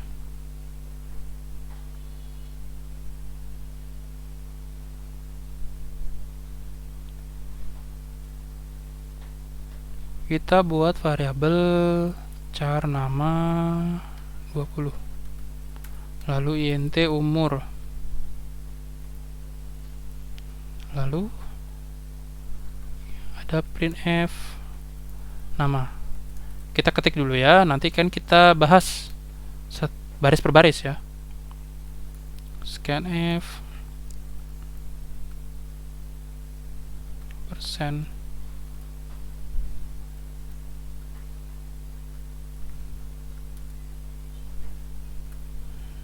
nama, printf umur, scanf %d dan umur. Berikutnya kita menampilkan tulisan nama saya adalah %s dan umur saya adalah %d tahun. Di sini adalah nama, umur. Kita akan coba. Nama kita ketik misalkan Putukari. Umur 17. Muncul ya. Nama Putukari dan umur saya adalah 17 tahun. Sesuai ya dengan di contohnya ya. Kita lihat contohnya, mau nggak dia?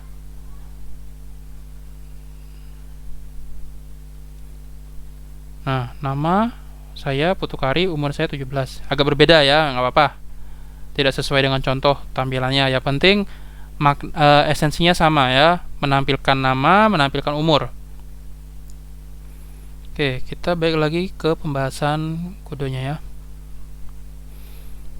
Oke, yang pertama kita membuat variabel nama bertipe char. Char itu karakter teks ya, huruf ya.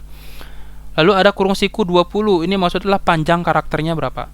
Jadi kita membuat variabel nama bertipe char dengan panjang karakter yaitu 20 karakter. Kalian bisa rubah nih, misalkan 50 atau 100 ya kalau namanya panjang sekali ya. Lalu yang kedua, kita membuat variabel umur bertipe int. Int itu adalah integer. Umur kan angka ya, jadi kita menggunakan int atau integer. Lalu berikutnya kita menampilkan tulisan printf nama. Kan menampilkan printf itu kan menampilkan ya. Jadi kita menampilkan tulisan nama titik 2. Setelah menampilkan nama titik 2, baru ada fungsi scanf. Fungsi scanf itu adalah meminta inputan dari pengguna. Apa yang diminta? Meminta nama lengkap. Jadi pengguna akan mengetikkan nama lengkap di keyboard dan akan di input atau disimpan nilai dari ketikan pengguna itu ke variabel nama. Di mana variabel nama ini kan tipenya char ya, char 20. Lalu setelah kita tekan enter, setelah pengguna menekan enter, maka fungsi scanf berakhir. Lalu muncullah tulisan umur yang menandakan bahwa program akan meminta nilai umur. Lalu setelah itu baru muncul scanf. Scanf ini meminta inputan pengguna yaitu berupa umur, yaitu angka, dan disimpan ke dalam variabel umur yang tipenya %d. %d kan adalah integer ya. Setelah sistem meminta inputan berupa nama, lalu umur, maka yang terakhir sistem akan menampilkan nilai nama dan umur menggunakan teks seperti ini. Nama saya adalah %s dan umur saya adalah %d tahun. %s nanti akan digantikan oleh nama, %d akan digantikan oleh umur. Nah, jadi lebih interaktif ya programnya. Kalau sebelumnya kan kita kan namanya sudah langsung diisi nama sama dengan Putukari titik 2 kan gitu. Umur sama dengan 17. Jadi pada saat menampilkan output sudah langsung keluar hasilnya. Tapi kalau ini programnya lebih interaktif karena meminta inputan dari pengguna. Dan hasil dari program pun lebih variatif. Tidak monoton. Jadi namanya misalkan kita bebas. Misalkan Putu siapa, Dendi. Umurnya 25. Maka hasilnya ya gini, nama saya adalah Putu Dendi dan umur saya adalah 25 tahun. Ya, lebih variatif ya.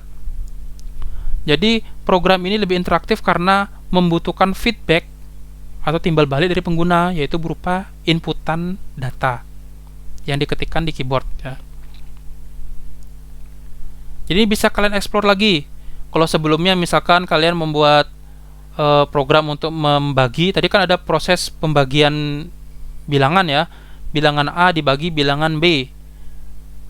Di mana nilai A sudah ada, situ nilainya 10, nilai B itu isinya 4. Nah, kalau sekarang bisa kalian bikin lebih variatif. Misalkan variabel A harus nanya dulu ke pengguna, isi bilangan A. Lalu B juga isi bilangan B. Nanti pengguna akan mengisi nilai A, bisa mengisi nilai B, baru nanti diproses, dihitung. Jadi lebih variatif nilainya nanti. Misalkan kalau A-nya diisi 60, B-nya diisi 4, maka kan 60 dibagi 4 sama dengan berapa? 15. Muncullah seperti itu. Ya. Jadi lebih variatif, lebih berkembang program kalian. Disinilah lebih terasa nyatanya program yang kalian buat. Jadi tidak hanya sekedar menampilkan saja, sekarang sudah mulai terjadi interaksi dengan pengguna. Program kalian sudah mulai berkomunikasi dengan pengguna. Meskipun bukan komunikasi dalam bentuk berbicara, hanya sekedar dalam bentuk teks, ya tidak masalah ya. Nah, sini kita akan bahas. Tadi char nama 20 ya. Maksudnya apa?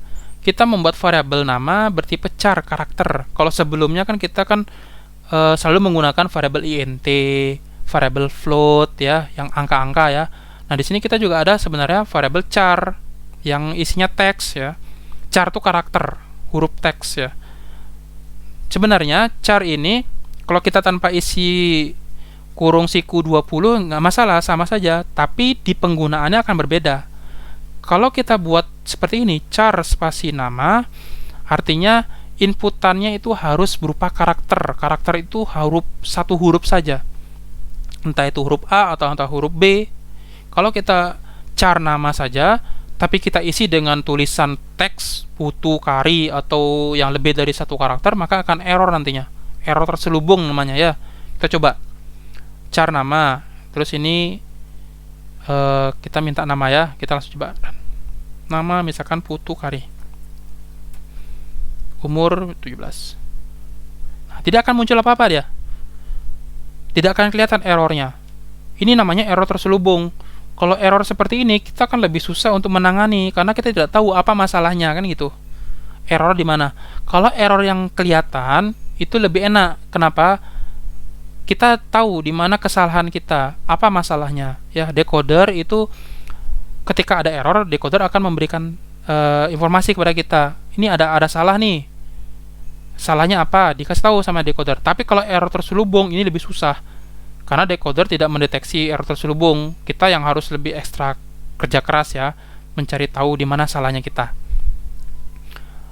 Nah, di sini ini error terselubung. Kita menginputkan putu kari, padahal nama itu dia hanya menerima karakter satu huruf aja. Dia nggak akan muncul apa-apa, kan nggak muncul nih. Ya, printf yang nama saya adalah tuh nggak muncul. Ini artinya error nih, error terselubung ya. Gimana caranya biar kita bisa pakai char nama saja? Gini kita rubah. Jadi kan persennya persen S, kita rubah jadi persen C. Nah, persen C ini untuk karakter ya. Ini juga kita rubah persen C. Kita coba run. Kalau kita isi dengan huruf A, satu karakter saja, umurnya 17, maka dia akan muncul nama saya adalah A, karena hanya satu karakter saja. Dan persennya itu adalah persen C, bukan persen S. Persen S itu untuk yang karakter lebih dari satu huruf. Nah, makanya kita menggunakan panjang karakter, misalkan 50, karena kan kita ingin meminta teks, bukan karakter huruf satu huruf aja. Dan ini berubah jadi S. Ini juga sama. Nah, kalau kita run, kita isi putu kari, kita enter 17.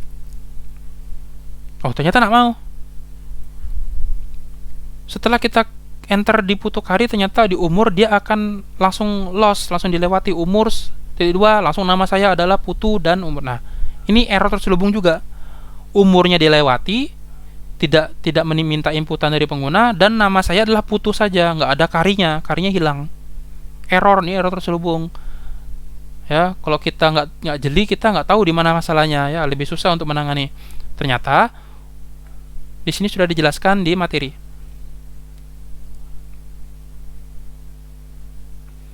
Saat mengambil inputan scanf berupa teks, maka menggunakan format %s. Namun, jika teks mengandung spasi, maka format yang digunakan harus dirubah menjadi karakter gitu ya, persen isi karakter apa itu? Isi garis miring n ya, intinya, lalu ada huruf s. Hal ini agar fungsi scanf mengenali karakter spasi.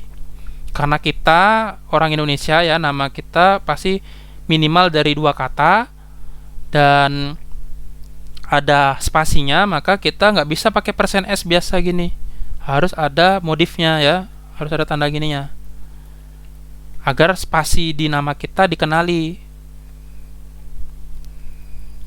ya. Putu kari 17, mau dia putu kari itu langsung jadi satu paket, karena spasi di putu spasi kari itu disertakan juga di dalam inputan nama ya. Jadi inilah kenapa kita pakai persen yang dimodif ya, bukan %s. Kalau misalkan inputan kita cuma hanya satu kata saja tanpa ada spasi, ya boleh kita pakai %s saja, nggak masalah. Nggak mesti harus yang seperti ini. Ini untuk menangani yang ada spasinya ya, karena kan nama lengkap kita pasti ada spasinya kan, seperti itu. Jadi ini kita pelajari seperti ini bertahap. Printf, kenapa sih ada printf sebelum scanf? Nah, jadi fungsi printf selain menampilkan dari isi variabel kita menampilkan tulisan, dia juga akan sebagai menampilkan informasi. Informasi apa? Informasi ke pengguna, apa yang harus diinputkan. Kalau ini kan ada keterangan. Kalau kita run, kan nama titik dua, oh berarti kita disuruh isi nama. Ya, disinilah fungsi printf. Jadi, setidaknya ketika kita menggunakan scanf di dalam program, kita harus juga menggunakan printf sebelumnya untuk keterangan saja, supaya pengguna tahu apa yang harus dia isi, apa yang harus dia inputkan. Kalau nggak isi printf, kan dia pasti akan bingung apa yang harus diisi. Misalkan saya modif. Di sini ada keterangan isi nama Anda. Oh isi nama, berarti kita ketik nama. Nah, isi nomor Anda. Oh isi umur Anda, berarti kita isi umur. Berarti nggak akan salah nanti pengguna menginputkan nilai. Ini adalah fungsi dari printf. Ya, jadi seakan-akan program kita berkomunikasi dengan pengguna, seakan-akan program kita yang nanya isi nama Anda, seakan-akan itu kan program kita yang bertanya kepada pengguna. Jadi seperti itu, lebih interaktifnya seperti itu. Jadi kedepannya kalau kita menggunakan scanf di dalam kode program, pastikan ada printf-nya ya sebagai keterangan inputan apa yang akan diminta ke pengguna. Satu paket nih ya, printf lalu ada scanf. Di akhir baru menampilkan hasil dari semuanya ya.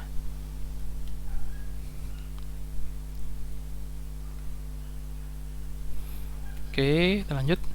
Mari latihan. Nah, jadi dari contoh-contoh yang tadi silakan dieksplor untuk kode programnya. Jadi selain kalian mencoba kode program sesuai contoh, bisalah kalian modif ya, kalian kreatif ya. Kalian ubah misalkan nilainya ya, tadi proses pembagian, saya mau menambahkan proses penjumlahan, saya mau menambahkan proses pengurangan, boleh. Lebih kreatif ya, lebih inovatif, lebih bagus itu. Karena untuk bisa belajar coding ini kalian harus dari niat sendiri ya, harus mengembangkan sendiri. Kalau kalian hanya sekedar mengikuti contoh sampai keluar hasil, memang hasilnya jadi, tapi kan kalian nggak dapat apa-apa, nggak ada kepuasan tersendiri. Kalian kalau misalkan kalian setelah membuat sesuai contoh terus kalian modif sesuai keinginan kalian, misalkan saya ingin menambahkan ini, ingin menambahkan itu, dan ternyata berhasil, kan lebih bagus. Dan kalian lebih paham programnya ya, baris per baris itu kalian lebih tahu apa maksudnya. Oke, di sini ada 2 latihan ya. Ini bisa kalian coba nanti juga untuk menambah wawasan ya, untuk melatih kalian. Yang pertama adalah membuat program identitas diri, di mana program akan meminta inputan berupa data nama lengkap, NISN, NIS, tinggi badan, dan berat badan. Dan hasil dari inputan tadi akan ditampilkan ke layar. Jadi ini outputnya, ini contoh output. Jadi saya hanya memberikan contoh outputnya saja. Untuk kode program tidak saya berikan, kalianlah yang mencoba. Coba minimal setidaknya samalah seperti ini outputnya. Jadi yang warna hijau-hijau ini adalah inputan ya, bukan ketikan biasa di kode, bukan ya.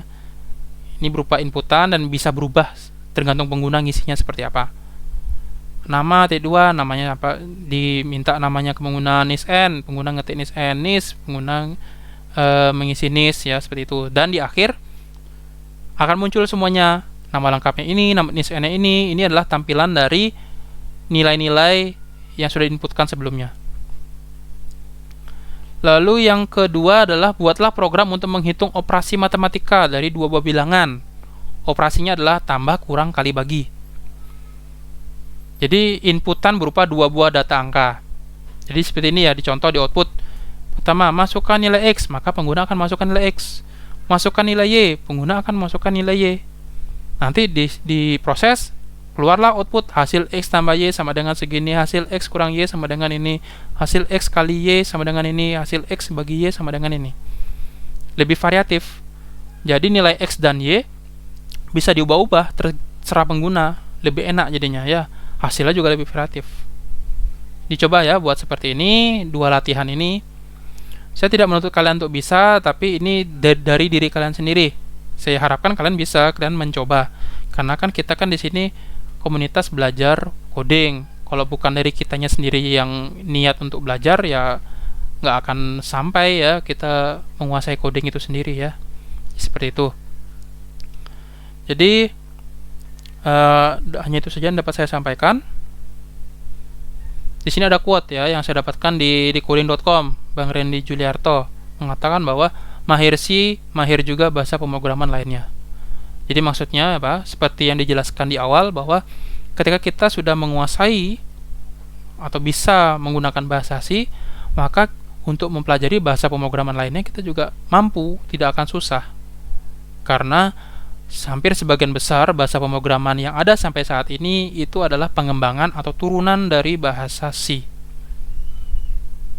Tidak akan jauh-jauh beda ya, agak mirip ya. Jadi kalau kita bisa bahasa C, sudah terbiasa bahasa C, maka untuk mempelajari bahasa yang lainnya lebih mudah aja. Cuma hanya kita lebih mempelajari aturan sintaksnya saja ya. Jadi seperti itu. Jadi itu yang dapat saya sampaikan.